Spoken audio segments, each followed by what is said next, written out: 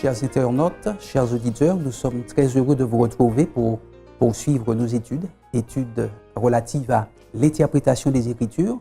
Et cette semaine, nous voulons aborder plus singulièrement la langue, ainsi que le texte, donc les mots qui composent le texte, et le contexte.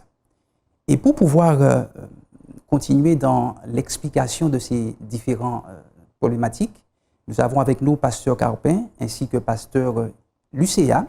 Et je voudrais inviter Pasteur Carpin à prier avec nous afin que nous puissions commencer cette étude. Seigneur, notre Dieu et notre Père Céleste, merci de nous convier à ta parole, à l'étude de ta parole, autour de ta table. Seigneur, nous croyons que tu nous guideras durant tout ce temps d'étude. Tu permettras à chacun d'avoir des outils pour approfondir ta parole, que ce soit toi qui nous guides tout au long de ce moment d'échange, que toute la gloire te soit aujourd'hui et jusque dans l'éternité. Nous t'en remercions déjà pour ta direction au nom de Jésus. Amen. Amen. Très certainement que vous aurez remarqué que ce livre, la Bible, malgré les tentatives opérées contre elle pour pouvoir la réduire au silence, on constate que cette Bible, la parole de Dieu, a réussi à traverser les siècles, à traverser les années. Et comment peut-on expliquer que ce livre ait pu résister aux attaques, qu'elle puisse encore subsister? Alors nous croyons certainement que la Bible est inspirée par Dieu. Nous avons eu l'occasion de le dire à plusieurs reprises lors des émissions précédentes. Ce n'est pas un livre simplement écrit par des êtres humains. Nous croyons qu'il y a la puissance de Dieu qui se révèle au travers justement de cette parole, de cette Bible. Et donc, nous croyons également que Dieu a veillé au travers des siècles à préserver ces documents pour qu'ils puissent justement nous parvenir et traverser l'histoire de génération en génération. Donc, certainement, si les hommes avaient voulu le faire et c'était simplement une invention de l'homme, eh bien, on aurait perdu bon nombre de manuscrits. Mais plus on étudie et plus on fait des recherches aujourd'hui, même au niveau de l'archéologie, eh bien, on retrouve et on a eu l'occasion de retrouver des documents extrêmement anciens concernant le texte biblique. Et il me semble que lors d'une émission, on avait même parlé des textes de Platon, d'Aristote, etc., qui remontent très loin quand même dans notre histoire par rapport à nous. Eh bien, la Bible a beaucoup plus de documents anciens que n'importe quel autre ouvrage qu'on pourrait retrouver en tous les cas au niveau de la littérature. Donc, ce qui veut dire que ce livre a quelque chose de spécifique qui, de mon point de vue, fait que, de génération en génération, il est là et il n'est pas, en tous les cas, le message n'est pas altéré dans son sens profond. Donc, personnellement, je trouve que c'est vraiment une grâce de Dieu, c'est un miracle de Dieu et c'est sa main qui a conduit, en tous les cas, au travers des siècles, tous ceux qui ont pu conserver et garder justement ces écrits. Très bien. Donc, vous avez parlé d'un message contenu dans cette parole qui a résisté, subsisté et qui continue d'être présente. Comment pouvez-vous expliquer que ce message ait pu permettre que la Bible puisse résister aux attaques, résister au passage des années? D'ailleurs, quel est le contenu de ce message? Oui, la Bible, je répète, pour que nous soyons bien conscients que c'est la parole de Dieu et que Dieu a un plan et son plan n'est pas que pour un peuple. Bien sûr qu'il a choisi un peuple pour apporter ce message, mais le message était destiné au monde. Donc, Dieu a su veiller sur sa parole pour que cela puisse traverser les siècles, que les manuscrits soient bien préservés, protégés et que cela puisse nous parvenir aujourd'hui et que nous puissions connaître le plan de Dieu. Cette Bible, cette parole, nous apporte le message du salut, le plan du salut. Donc, au travers de la Bible, nous savons d'où nous venons, parce que la Bible affirme d'emblée que Dieu a créé toutes choses. Et ensuite, le péché est entré, donc nous étions perdus, mais que Dieu qui nous a créés désire que nous soyons avec lui. Et donc, au travers de la Bible, il nous révèle le plan du salut.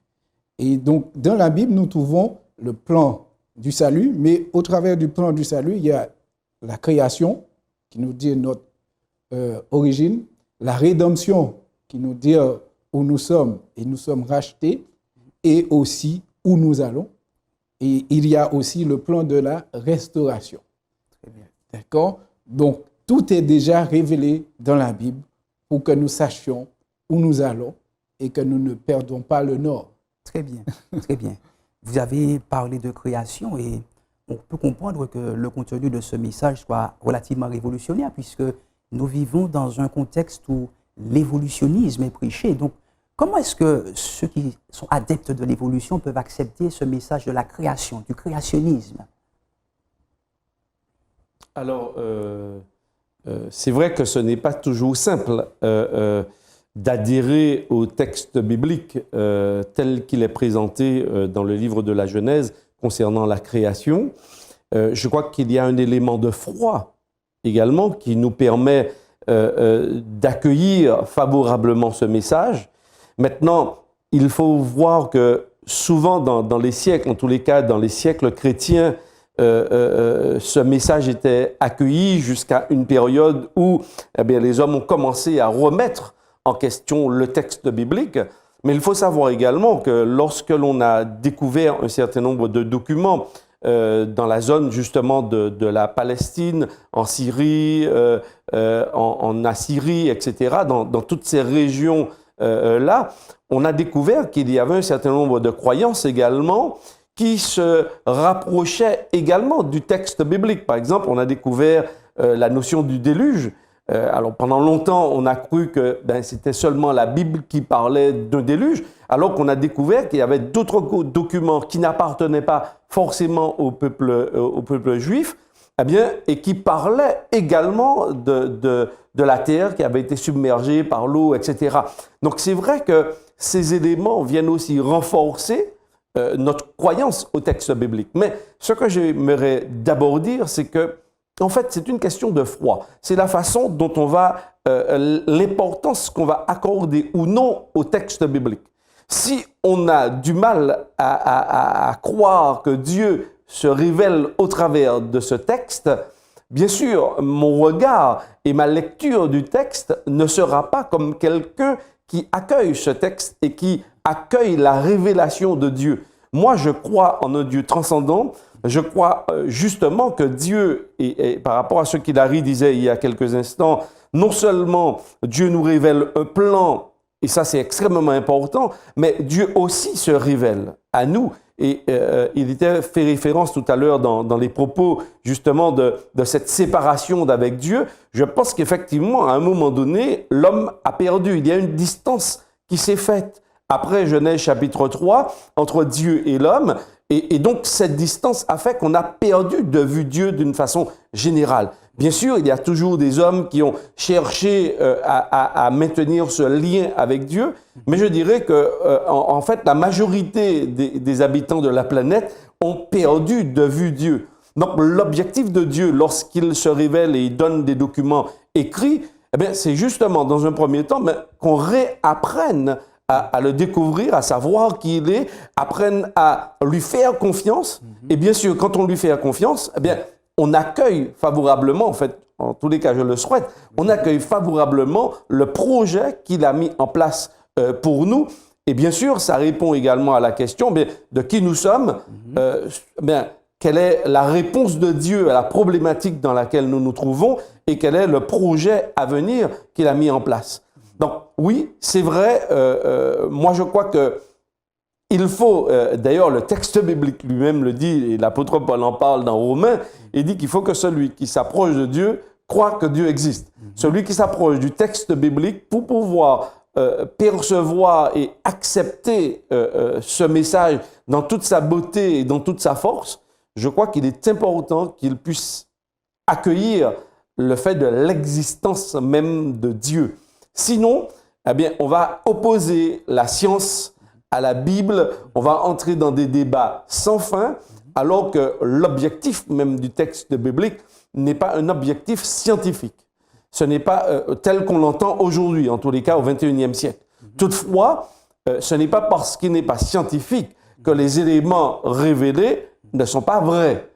Donc c'est vrai que là encore, c'est une autre approche du texte biblique, mais je crois qu'il faut, pour ma part, je fais confiance à Dieu qui nous a révélé ce qui était utile pour notre existence, pour notre survie et pour comprendre en fait nos origines, comprendre la problématique qui est la nôtre par rapport au péché, etc., et les conséquences liées au péché.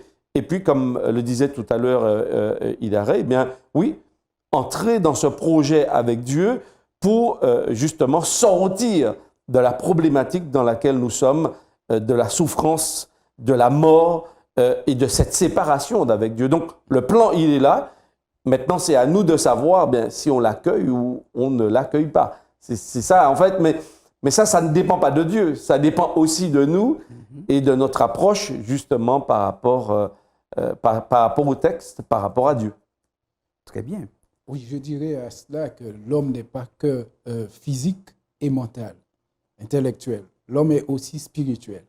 Et donc, si je ne réalise pas que je viens de Dieu et que la Bible, c'est sa parole, c'est son message à mon endroit, donc c'est normal que je peux croire à n'importe quoi. Oui. Tandis que dans la Bible, lorsqu'on lit les 3 premiers chapitres, on a déjà la base de notre foi. Tout à fait. On a déjà la base de notre foi. Mais si on ne croit pas que Dieu existe, eh bien, ce n'est même pas la peine de discuter de cela, parce que ces choses, c'est spirituellement qu'on discerne ces choses. Mais donc, si au départ, pour nous, Dieu n'existe pas, eh bien, sa parole n'a pas de valeur pour nous. Tandis que si on croit qu'il existe, eh bien, cette parole aura une valeur. Et quand je lis cette parole, je sentirai que c'est Dieu qui me parle. Et donc, il n'y a pas de place pour évolutionnisme. Je crois tout simplement que le monde a été créé. Il y a un créateur. Très bien. Donc, on voit que la notion de foi joue un rôle prépondérant dans l'acceptation de ce message qui est véhiculé à travers la parole de Dieu. Justement, on parle de message. On réalise qu'il a été rédigé dans une langue que nous connaissons tous, enfin, pour ceux qui sont adeptes des langues bibliques. L'Ancien Testament a été rédigé en hébreu et le Nouveau en grec. L'Ancien Testament a été rédigé en araméen également. Il y a quelques petites parcelles qui ont été rédigées en araméen.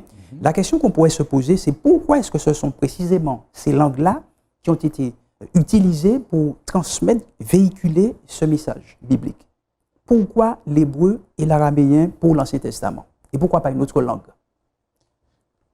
Donc je dirais que Dieu choisit de parler aux hommes et il ne pourrait pas parler aux hommes à un langage qu'ils ne comprennent pas. Il faut que ce soit un langage que l'homme comprend parce que Dieu a un message destiné à l'humanité. Et donc, il a choisi un peuple. Donc, s'il choisit ce peuple ne peut pas donner quelque chose dans une autre langue que la leur. D'accord? Donc, c'est l'hébreu que ce peuple parlait. Et c'est normal, tout à fait normal, que les premières rédactions de la Bible soient en hébreu. Parce que c'est le peuple hébreu qui a été choisi. Ce n'est pas parce qu'une langue sera plus sainte qu'une autre. D'accord? Ce n'est pas la raison. D'ailleurs, si on prend le texte de Genèse chapitre 7, on peut voir Dieu a choisi ce peuple. C'est un choix de Dieu, de choisir. Mais le but, ce n'est pas de faire de ce peuple un peuple vraiment privilégié au-dessus de tous les autres peuples. Parce que Dieu va utiliser ce peuple comme vecteur pour apporter le message. Donc, je lis à partir du verset 7 de Genèse chapitre 7 qui dit « Ce n'est point parce que vous surpassez un nombre tous les peuples que l'Éternel s'est attaché à vous et qu'il vous a choisi, car vous êtes le moindre de tous les peuples. Mais parce que l'Éternel vous aime, parce qu'il a voulu tenir le serment qu'il avait fait à vos pères, L'Éternel vous a fait sortir par la main puissante, vous a délivré de la maison de servitude, de la main de Pharaon, roi d'Égypte. Donc, Dieu a décidé de choisir quelqu'un. D'ailleurs, nous avons dans le psaume 115, verset 3, il est dit, « Notre Dieu est au ciel et il fait ce qu'il veut. » Donc, Dieu peut décider de choisir qui il veut pour être son instrument. D'accord? Maintenant, l'instrument agit avec ce qu'il a. D'accord? Donc, il agit avec ce qu'il a. Donc, le peuple hébreu, c'est la langue hébreu qu'il parlait, et il y avait un peu l'araméen. Donc, c'est pourquoi on trouve un peu l'araméen, mais sinon, la langue utilisée, parlée par ce peuple, c'était l'hébreu.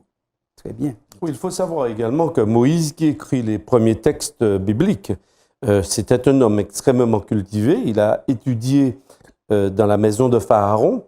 Et certainement, Moïse connaissait les langues des pays environnants. Donc, non seulement l'égyptien, d'accord, mais Moïse connaissait également la langue des Cananéens, puisqu'on sait que l'Égypte, quand même, était une puissance importante à l'époque. Et donc, oui, par rapport à ce qui était dit précédemment, Moïse fait un choix par rapport au peuple. Donc, on ne peut pas s'adresser à un peuple dans un langage qu'il ne comprend pas. Mais il ne faut pas non plus dire que l'hébreu, c'est la langue que Dieu connaît.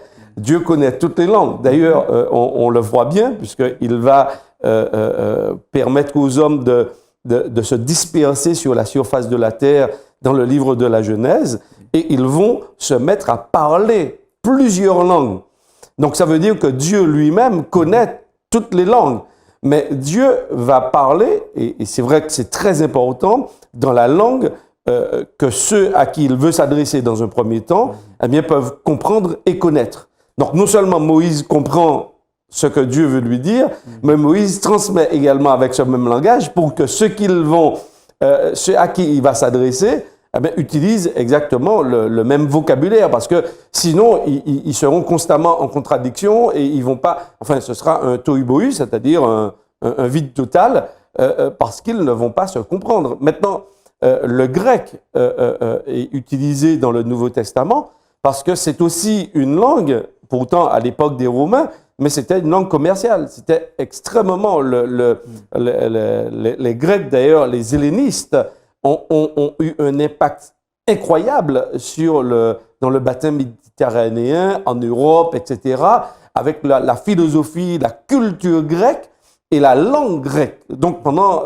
longtemps, d'ailleurs, cette langue a été utilisée, elle était lue, elle était étudiée, et donc les apôtres ont écrit par rapport au milieu. Alors c'est vrai qu'ils ont quand même vécu un peu en Palestine, mais ils ont vite migré dans les pays environnants, dans la Rome à l'époque, et pas forcément tous en Italie, mais dans le territoire de la Rome antique.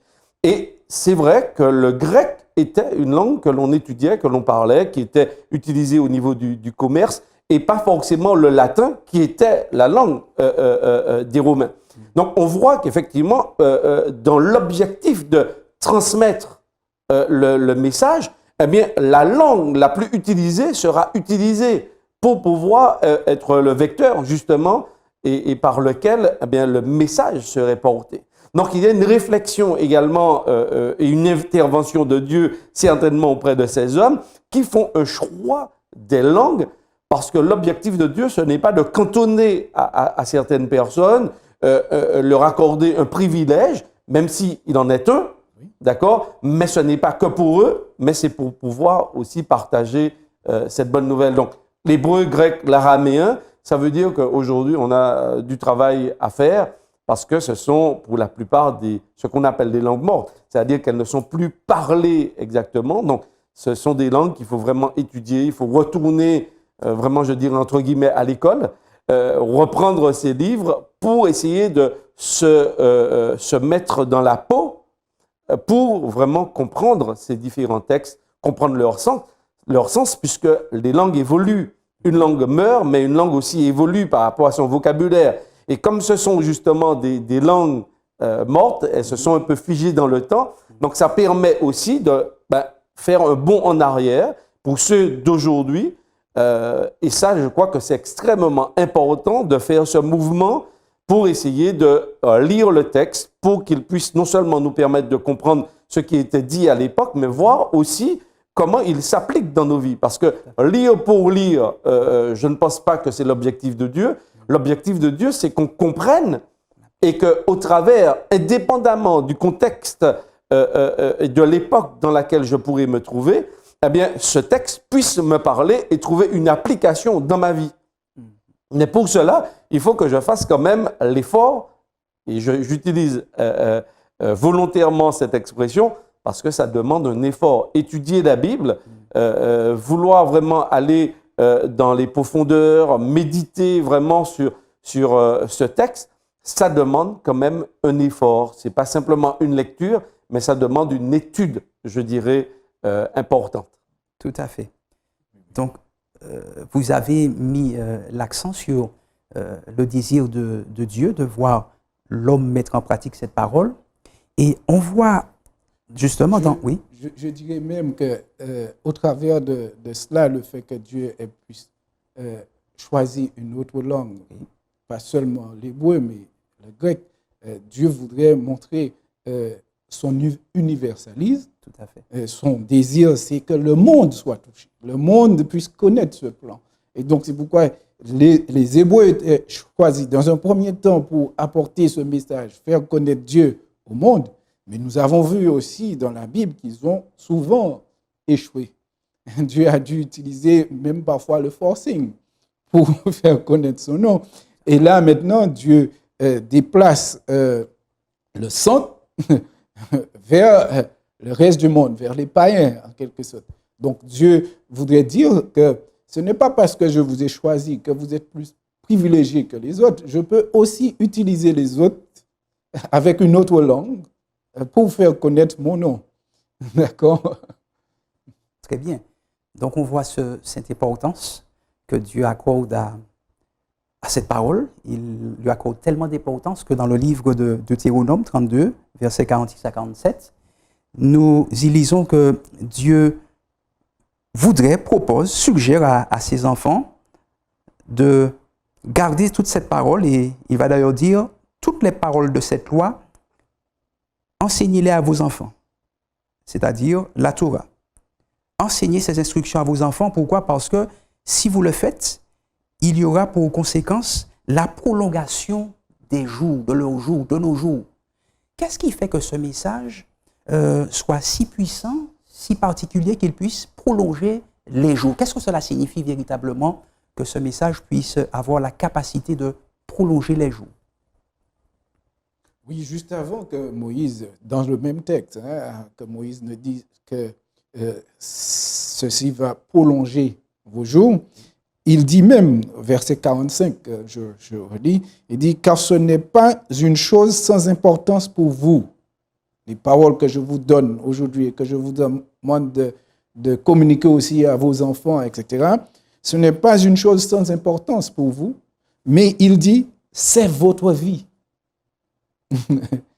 Donc, leur vie même dépend de leur acceptation de ces paroles et de vivre par ces paroles. Parce que le plan de Dieu, c'est toujours pour le bien de l'humanité.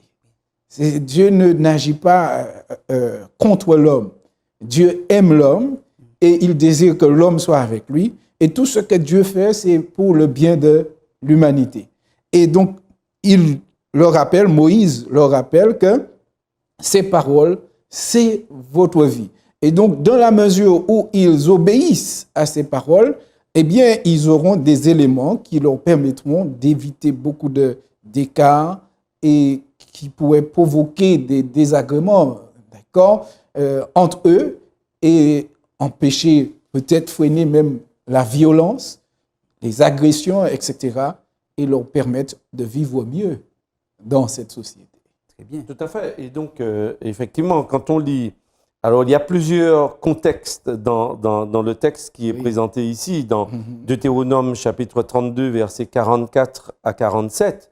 Alors, il y a d'abord le chapitre 32 où il est question de cantique de Moïse qu'il va et donc quand on lit le cantique, effectivement Moïse rappelle, il prend à cœur justement de rappeler tout ce que l'Éternel a fait. Il prend à cœur de dire au peuple que l'Éternel seul est Dieu. Donc, ce sont des éléments extrêmement importants qu'il rappelle au peuple. Il rappelle d'où ils sont sortis et comment ils arrivent là et comment ils vont entrer dans quelque temps dans la terre promise. Parce que le contexte est bien cela. Le peuple était en esclavage en Égypte, esclave au pays d'Égypte. Il, grâce à Dieu et par l'intermédiaire de Moïse, eh bien, ce peuple sort d'Égypte. Maintenant, il se retrouve aux portes de Canaan. Et donc, Moïse rappelle un petit peu au peuple cette histoire. Et d'ailleurs, moi, ce que j'aime beaucoup et j'invite nos amis à lire ce chapitre 32, eh bien, il va rappeler justement toute cette difficulté que Dieu a eue aussi avec ce peuple pour qu'il puisse accueillir favorablement son plan. Et Moïse va même dire, demandez à ceux qui sont plus âgés, ils vous diront. Ça veut dire que Dieu demande ici au peuple de réfléchir, de comprendre qu'il n'est pas simplement là sur la terre, mais que Dieu a une relation avec lui, une relation privilégiée pour une mission donnée. Et donc, effectivement, quand on lit cela, Moïse vint et prononça toutes ces paroles de ce cantique en présence du peuple, et Moïse va leur dire, mais tenez compte également, alors quand on parle de loi, il est très intéressant parce que on peut voir ça comme étant très réducteur. Pour certains d'ailleurs qui lisent le mot loi, puisque nous sommes ici dans le texte de la langue, du contexte des mots, le mot loi ici dans ce contexte n'est pas le mot loi qui est dans mon contexte. Mon contexte, souvent, beaucoup de personnes, lorsqu'ils lisent l'Ancien Testament, voient le mot loi et pensent simplement à quelques restrictions ou à quelques préceptes. Et parfois, c'est encore plus réducteur parce qu'ils pensent que c'est Exode chapitre 20, c'est-à-dire les 10 paroles qu'on a résumées par la loi. Or, justement, l'idée ici, quand on étudie les mots, donc la langue, et qu'on va retrouver le mot Torah, eh bien, on comprend bien que Moïse parle déjà de ces 5 livres. Genèse, Exode, Lévitique, Nombre, Deutéronome.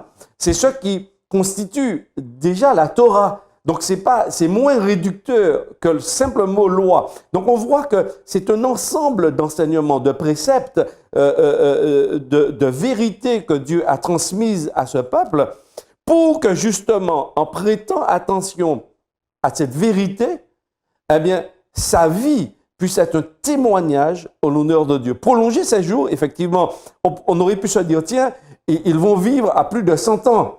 Ils vont vivre jusqu'à 200 ans peut-être. Ils seront vigoureux, etc.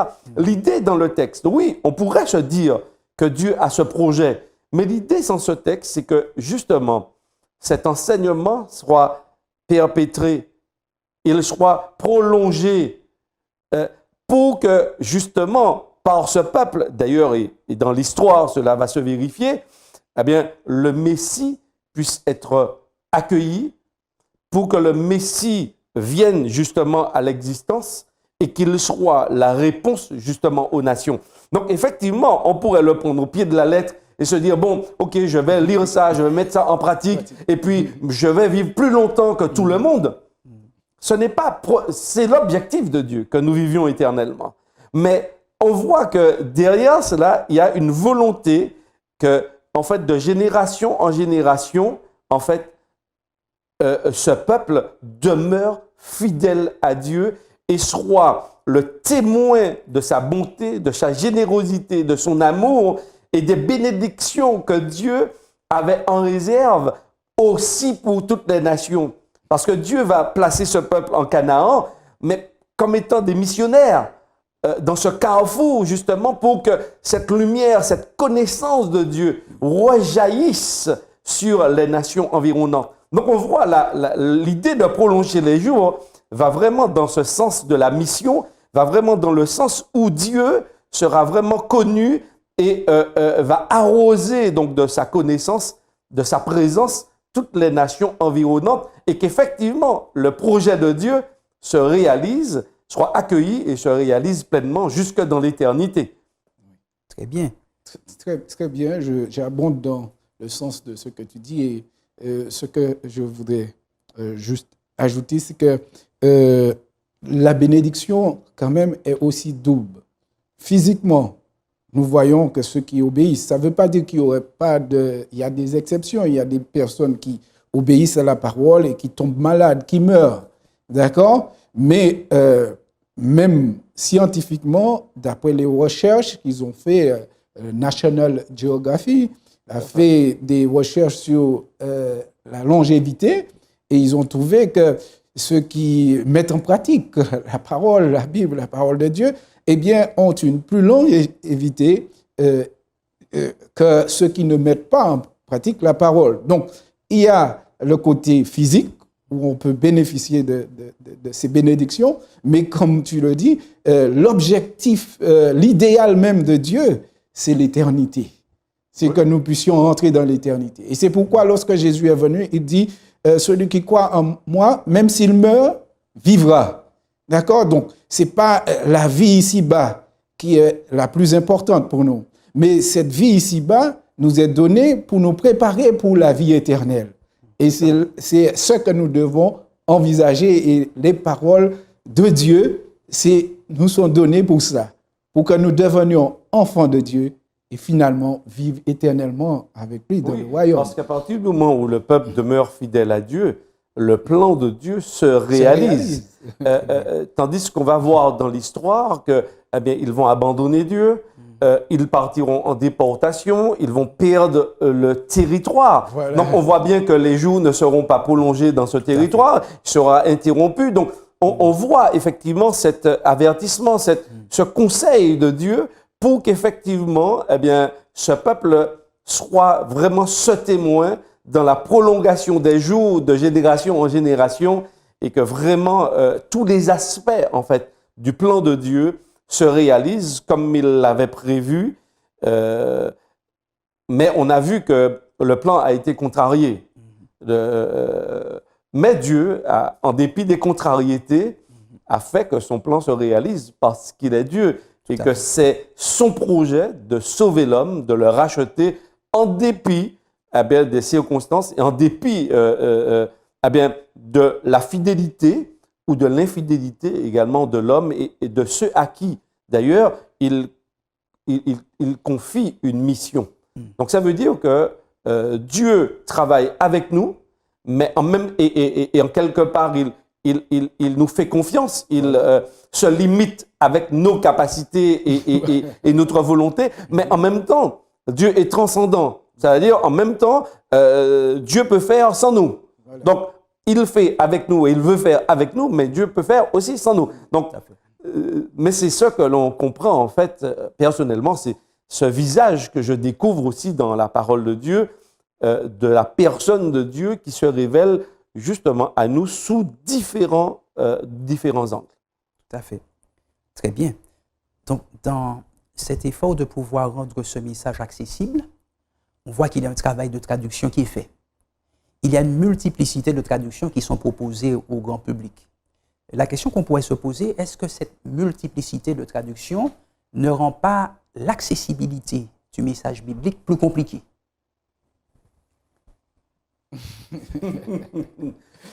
Oui et non. C'est vrai que c'est intéressant d'avoir plusieurs documents, plusieurs traductions, parce que traduire, c'est quelque part aussi trahir. D'ailleurs, le texte hébreu n'a pas été traduit par les Juifs très tôt. Ce n'est qu'autour du IIe siècle avant Jésus-Christ que c'est vrai par rapport au fait aussi que les Juifs avaient beaucoup émigré, d'ailleurs dans d'autres territoires, qu'il y a eu la traduction de la Septante, c'est-à-dire de l'Ancien Testament en grec. Donc là déjà on voit au IIe siècle, il y a une traduction en grec parce que les Juifs qui sont un peu répartis dans le monde d'alors, comprennent et parlent le grec. Donc il faut aussi rendre ce texte, le rendre accessible. Donc il y a ce travail de traduction, mais traduire, c'est complexe. C'est pourquoi, d'ailleurs, il faut quand même lorsqu'on utilise plusieurs traductions, essayer toujours d'aller dans le texte original. Donc, avoir plusieurs traductions, parce que personnellement, je ne dirais pas qu'il y a une traduction qui soit meilleure que d'autres. Il y a des traductions qui sont beaucoup plus proches du texte que d'autres, mais il y a des traductions qui sont, en fait, la volonté des auteurs qui traduisent, c'est de rendre le texte accessible au maximum de personnes. Donc, ils font le choix de mots ou d'expressions beaucoup plus accessibles. Donc, il faut le savoir. Par exemple, une traduction parole de vie, Bible en français courant, par exemple pour nous francophones, il faut savoir que la volonté derrière, c'est de rendre accessible. Maintenant, quand on veut se rapprocher un peu plus du texte de l'original, on peut aller sur la traduction œcuménique de la Bible. Donc, là, on a plusieurs auteurs qui ont traduit. Il y a les nouvelles versions second également qui sont de très bonnes traductions. Ce sont des groupes d'auteurs qui traduisent également. Mais il ne faut pas se référer à une seule version. Parce que, justement, le champ lexical de chaque version biblique va enrichir, va nous permettre, justement, de voir le texte de façon beaucoup plus étendue, plus large. Et tandis que je préparais cette étude, j'ai pris une Bible en anglais, et donc je regardais et je cherchais aussi, puisque dans cette Bible, sur mon téléphone, il y a la possibilité d'avoir le texte original. Alors, c'est vrai, quand moi je prends le texte français, on me donne 2 définitions sur un mot hébreu. Quand je regarde en anglais, il y a déjà 5 définitions du même mot en anglais. Alors je me suis dit, incroyable. En hébreu, il y a un mot. En français, le français me donne 2 mots possibles pour ce mot en hébreu. Et quand je regarde l'anglais, il y a déjà 5 mots possibles, 5 mots différents en anglais pour exprimer le mot hébreu. Donc on voit c'est simplement pour dire la complexité dans la traduction. C'est-à-dire que chaque traducteur et d'ailleurs on a vu précédemment, a un a priori par rapport au texte biblique, a une vision de Dieu, et cet a priori, malheureusement, va aussi transparaître dans sa traduction. Donc oui, toutes les traductions sont bonnes.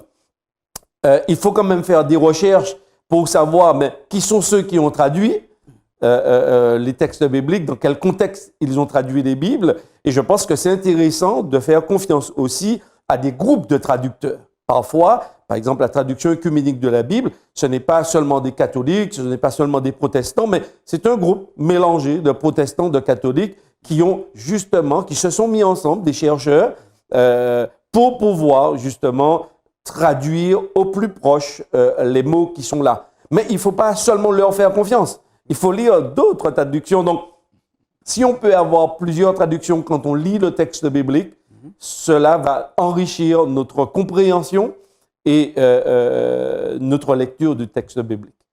Oui, je dirais que nous pouvons louer Dieu aujourd'hui pour ce privilège que nous avons. Il y a tant de sociétés bibliques qui font des efforts pour mettre le texte à notre disposition. D'ailleurs, il y a même cette traduction, la Bible pour les nuls. C'est-à-dire ceux qui ne s'y connaissent pas, qui disent « bon, je ne comprends rien dans ça », eh bien, ils peuvent aller dans cette Bible pour les nuls pour apprendre déjà à apprivoiser la Bible, à mieux comprendre la Bible. Donc, je crois que la multiplicité des traductions a un intérêt pour nous. Et je veux prendre pour exemple ici, j'ai pris 2 traductions et je voudrais partager cela avec nous. Je pris seulement le texte de Luc chapitre 24, verset 1. Dans la version Louis II, que nous utilisons le plus souvent, où quand on lit, il est dit « le premier jour de la semaine », donc on parle de la mort, la crucifixion, la mort, la résurrection de Jésus, et on parle ici de sa résurrection. Plus particulièrement, il est dit « le premier jour de la semaine, elles se rendirent au sépulcre du grand matin, portant les aromates qu'elles avaient préparés. » D'accord? Et souvent, quand j'étais petit, on se demandait, des gens, parce que moi, petit, ma mère avait déjà accepté le message adventiste et le message biblique, mais en tant qu'adventiste. Et donc, je me posais beaucoup de questions, moi aussi, en grandissant, pourquoi adventiste alors que mon père aussi était catholique? Donc, je me posais des questions. Pourquoi dimanche ou samedi, etc. Et donc, là, on a la version Louis II qui nous dit le premier jour de la semaine. Aujourd'hui, avec les traductions, d'accord, quand on voit les nouvelles traductions, les gens ont compris. Ceux qui traduisent ont compris vraiment, ils savent. On n'a plus de doute. Quel jour, le premier jour de la semaine. Et dans la version Bible en français courant, eh bien, on n'hésite pas. On va changer les mots, mais le message est là. Il est dit, très tôt le dimanche matin, les femmes se rendirent au tombeau en apportant les huiles parfumées qu'elles avaient préparées. Donc là, nous voyons la valeur des traductions. C'est vrai qu'il y a un inconvénient parfois parce que lorsque on veut mémoriser, quand on a une version, c'est plus facile de mémoriser le texte. Tandis que quand il y a plusieurs versions, on a des versions littérales qui sont plus proches du texte hébreu et il y a des versions paraphrasées. Donc, on donne le message, l'idée est dans la traduction, mais ce n'est pas mot à mot. D'accord? Mais là, dans la Bible en français courant, c'est aussi ça. C'est l'idée. Le message est traduit. Et donc là, ils n'ont pas mis le premier jour de la semaine. Mais d'un côté, la Bible, Louis II, nous permet de savoir que c'est le premier jour de la semaine. Et de l'autre côté, la Bible en français courant nous dit quel jour. Donc, on voit l'enrichissement. Et donc, ça doit enlever des doutes pour beaucoup qui se posent la question. Tout à fait. Donc, je pense que la multiplicité de traductions, loin d'être un handicap, est un enrichissement pour nous aujourd'hui. Tout à fait. Mais puis, comme Eddie a dit, tout en essayant de savoir ce que dit le texte original. Tout à fait. Et je vais juste apporter une toute petite précision.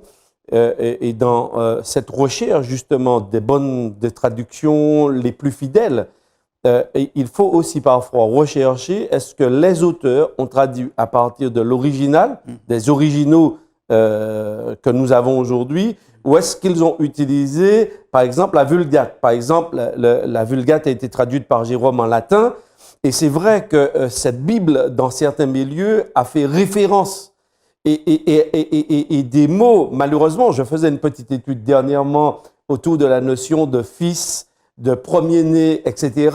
Et c'est vrai que la notion, la Vulgate, la façon dont on a traduit ces mots à partir de la Vulgate, a orienté également certains auteurs, et particulièrement aussi Louis II, dans la traduction de ces mots. Mais et c'est pourquoi il faut vraiment faire un effort, je sais, j'en parle, mais de retourner à l'original pour essayer de puiser vraiment le sens, parce que les traducteurs ne peuvent pas s'empêcher de transmettre aussi leur propre philosophie, leur propre orientation et leur propre perception. Donc, et c'est vrai qu'aujourd'hui, il y a un grand débat. Est-ce que Jésus, et d'ailleurs, ce n'était pas un grand débat seulement aujourd'hui, mais de tout temps, est-ce qu'il est premier-né de toute la création, pas premier-né? Dans quel sens comprendre cela? Et c'est vrai que c'est une véritable étude qu'il faut faire à partir des textes originaux pour voir comment, est-ce que ce mot d'ailleurs a été utilisé dans l'Ancien Testament, dans quel contexte, est-ce qu'il l'a utilisé avec notre perception? Quand on parle de mon premier-né, je parle de ma fille, parce que c'est elle qui est la première engendrée de mes entrailles, etc. Est-ce que dans la Bible, c'est exactement la même perception? Est-ce que ce même mot ne peut pas être utilisé dans d'autres cadres, même lorsqu'il n'y a pas forcément, ou lorsqu'il n'y a pas de chronologie?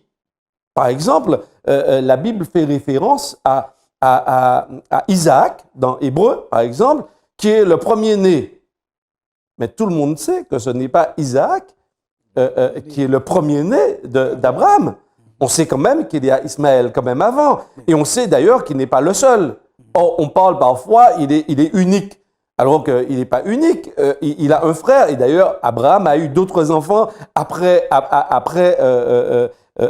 Sarah. Donc, ce sont des mots qui nécessitent une étude, non seulement d'avoir une vision personnelle et de dire, OK, au 21e siècle, on comprend le mot fils, par exemple, ou premier-né dans ce sens-là. Non, ça veut dire qu'il y a un effort pour les remettre dans leur contexte, dans l'histoire même biblique, d'accord, de l'Ancien Testament au Nouveau Testament. Et puis, il faut aussi souvent voir comment l'auteur d'un livre, d'une épître, par exemple, a utilisé ce mot avant d'aller parfois ailleurs. Mais comment il a utilisé, dans quel contexte, quelle valeur est-ce qu'il lui a donné et qu'est-ce qu'il voulait dire.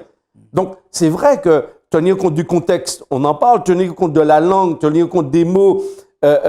Donc là, il faut avoir quand même un peu d'outils, il faut avoir des dictionnaires grecs, hébreux.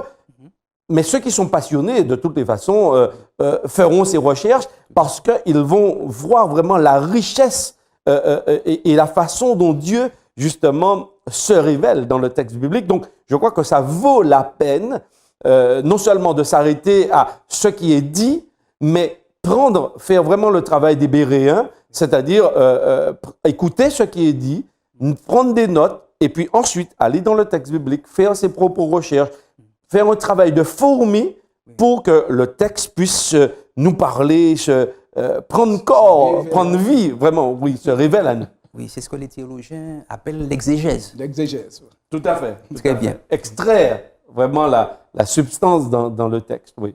Tout à fait. Chers internautes, vous aurez remarqué que c'est un sujet qui peut être approfondi davantage. Faute de temps, nous ne pouvons pas aller plus loin, mais nous espérons que nous vous aurons donné l'envie d'aller plus loin dans l'étude de cette parole si merveilleuse, la parole de Dieu. Et nous voulons clore cette partie avec une prière qui sera faite par pasteur Lucéa. Bon et tendre Père Céleste, nous voulons te remercier pour ton amour pour nous, te remercier pour ta parole qui est là pour nous instruire et pour nous apprendre à mieux te connaître. Aide-nous à bien comprendre cette parole et nous savons que sans ton esprit, c'est impossible. C'est pour cette raison, Seigneur, nous te remercions pour le Saint-Esprit car tu nous l'as donné et tu as dit qu'il nous conduira dans toute la vérité. Aide-nous à nous soumettre à l'œuvre du Saint-Esprit dans notre vie. Bénis tous les auditeurs et permets que ces paroles puissent trouver aussi leur place dans leur cœur et que cela puisse les inciter à rechercher et à apprendre à te connaître, à mieux te connaître pour mieux te servir. C'est notre prière au nom de Jésus et pour ta gloire. Amen. Amen.